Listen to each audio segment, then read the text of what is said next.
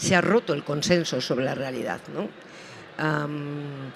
Desde que existen las democracias, había un consenso sobre la realidad y pluralidad de posiciones sobre cómo intervenir en ella, ¿no? Eso ha dado lugar a los partidos políticos, a los programas electorales, a una visión de la vida que tenía una fórmula para intervenir en la realidad, pero había un consenso sobre la realidad.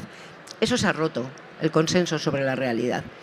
Y desde hace unos años empezamos a recluirnos. No quiero hablar solo de las redes, porque trasciende a las redes, ¿no?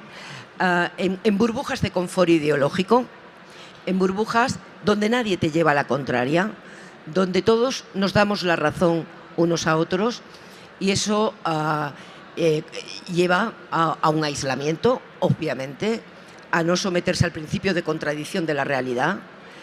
Los habitantes de la burbuja de al lado van a acompañarte toda tu vida. Vas a tener que convivir con ellos el resto de tu vida, con los habitantes de la otra burbuja de confort ideológico, y esa es una de las crisis serias de la democracia, ¿no? Tratar de vivir en burbujas de confort. ¿Cómo se enfrenta el periodismo a eso? Cuando el periodismo lo que persigue es una aproximación a una realidad que por lo tanto tiene en cuenta a unos y a otros, o mentiría. En la realidad están todas las burbujas.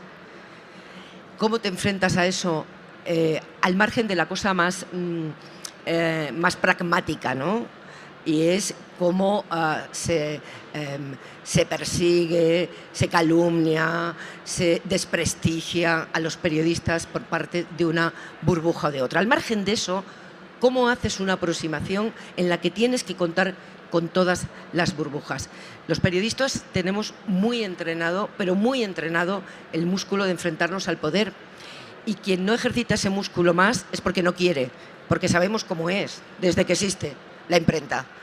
Hay un músculo que tenemos peor entrenado los periodistas, y es enfrentarte a el aplauso fácil o el miedo a la persecución, al insulto y al desprestigio.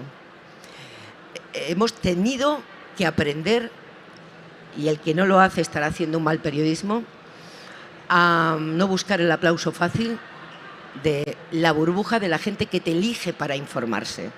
Es decir, tenemos que defender nuestra independencia frente a aquellos que nos eligen para informarse, porque habrá ocasiones en que tenemos que contarle una parte de la realidad que contradice aquello en lo que cree.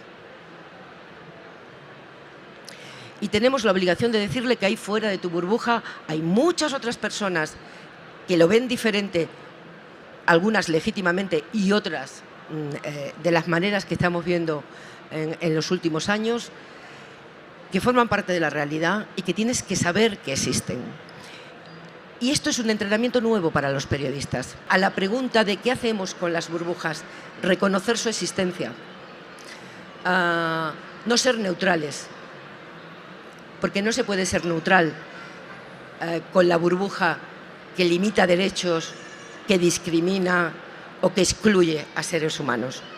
Pero contar que existe y hacer a los lectores, oyentes o espectadores, tenerles el respeto suficiente para tratarlos como adultos y que ellos van a metabolizar todo eso que tú le muestras, aunque a veces se enfaden contigo.